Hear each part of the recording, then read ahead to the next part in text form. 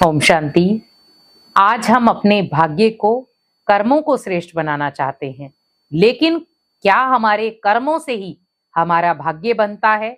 बहुत सारे लोगों के अंदर ये सोचने या समझने की शक्ति रहती है कि हम ये किसी से पूछें कि क्या कर्मों से भाग्य बनता है या नहीं। क्योंकि आज बहुत सारे लोग अलग अलग तरीके के कर्म कर रहे हैं, लेकिन हमें ये भी ध्यान रखना है कि किन कर्मों से भाग्य बनता है और किन कर्मों से बना हुआ भाग्य भी खत्म हो जाता है। तो कौन से ऐसे कर्म हैं जो आपके भाग्य को बनाते हैं और कौन से ऐसे कर्म हैं जो आपके भाग्य को बिगाड़ भी देते हैं। तो सबसे पहले हम बात करेंगे कौन से कर्म भाग्य को बनाते हैं। पहला, कर्म वो करो जो दूसरों के लिए एक आदर्श बन जाएं आप। क्योंकि हम जो भी कर्म कर रहे हैं उसमें अगर दुआएं आप शामिल कर देते हैं, वो कर्म श्रेष्ठ कर्मों में गिने जाते हैं। मान लो आप किसी की मदद कर रहे हैं, किसी भूखे की आप भूख मिटा रहे हैं, किसी प्यासे की आप प्यास मिटा रहे हैं, लेकिन किसी अशांत व्यक्ति को आप शांति दे रहे हैं, तो उससे क्या होगा? आपका भाग्य खुद ब खुद बनेगा। क्योंकि ये वो दुआएं हैं जो आपके जीवन को हमेशा पावरफुल बनाएंगी। क्योंकि हम जो भी कर्म करते हैं उसमें या तो निस्वार्थ भावना होती है या स्वार्थ भावना।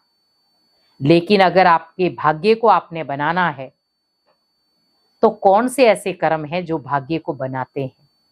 तो वो है निस्वार्थ भावना से किए गए कर्म। क्योंकि जो निस्वार्थ भावना के साथ आप कर्म करते हैं वो आपके भाग्य को बनाते हैं।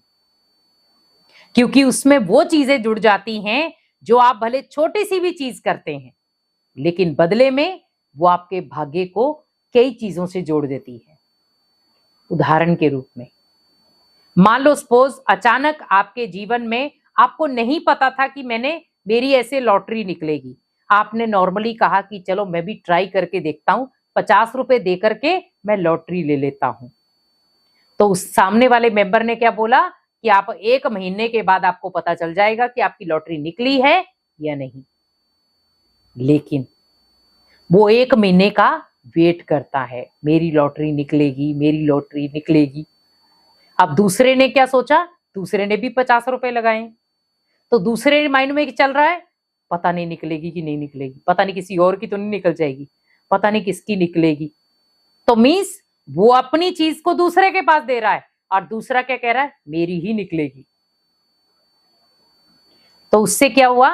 जो पहला संकल्प ले रहा था लॉटरी मेरी ही निकलेगी, और उसी की निकली, क्योंकि उसने बीच में नकारात्मकता शामिल नहीं की। क्योंकि दुआएं भी आपके जीवन में रुकावट कब बन जाती हैं? जब बीच में नकारात्मकता जुड़ जाती है। भाग्य को भी लकीर कब लगती है? जब नकारात्मकता जुड़ जाती है। क्योंकि आप कर्म तो कर रहे हैं, कर्मों में कोई गलती नहीं थी, लेकिन गलती कहां हुई? जहां कर्मों में नकारात्मकता आ गई। कई बार मान लो आपके पास ज्यादा धन है तो हम किसी को नीचे गिराना, नीचे दिखाना, रोब से बोलना या किसी को नीचे गिरा देना, उसकी इज्जत नहीं करना या अपने आप को थोड़ा सा बड़ा समझ लेना, तो ये आपके भाग्य को अचानक करवट देंगे। आपको अगर भगवान ने किसी ओहदे पर बिठाया है, भले किसी ने आपको ओहदे पर बिठाया है, लेकिन उसमें सबसे बड़ा हाथ भगवान का था।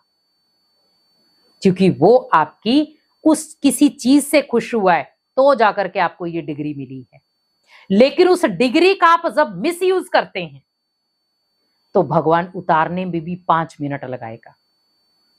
जिसने आपको बिठाया है वो आपकी कमी कमजोरियों को देख भी रहा है, और वो व्यक्ति नहीं, वहां पर भगवान, सबसे बड़ा भगवान का हाथ होगा आपको नीचे गिराना। क्योंकि अगर भगवान आपके कर्मों को देख करके आपके भाग्य को बनाना जानता है, लेकिन अगर आप उन कर्मों से किसी के भाग्य को बिगाड़ रहे हैं या किसी के चरित्र को बिगाड़ रहे हैं या किसी के कर्मों को बिगाड़ रहे हैं, तो भगवान के साथ साथ याद रखें धर्मराज भी खड़ा है। एक तरफ भाग्य बनेगा और दूसरी तरफ भाग्य बिगड़ जाएगा। क्योंकि भगवान हमें बड़े बड़े ओहदे क्यों देता है कि अब मैं देखता हूं ये बच्चा गलती करता है या नहीं। लेकिन हम क्या करते हैं, हम यही भूल जाते हैं, जब हमें कोई बड़े स्टेटस मिल जाता है हम यही भूल जाते हैं इज्जत किसकी करनी थी। तो हम क्या है, भगवान को भी एक अलग कैटेगरी में रख देते हैं। हम कहते हैं मेरे पास टाइम नहीं है, भगवान के लिए तो बिल्कुल नहीं है, लेकिन इंसानों के लिए 24 घंटे हैं और भगवान के लिए 5 मिनट। क्योंकि हमें याद रखना है जिसने आपको जगह दी, जिसने आपके भाग्य को बनाया, तो उसने कुछ कर्म तो देखे होंगे आपके। उसने अगर आपके श्रेष्ठ कर्म देखे हैं तो भाग्य को भी श्रेष्ठ बनाया। तो जब आप गलत कर्म करेंगे तो क्या वो आपके भाग्य को गलत नहीं साबित करेगा?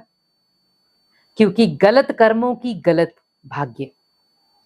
क्योंकि हमारे जब कर्म श्रेष्ठ होंगे भाग्य श्रेष्ठ बनेगा।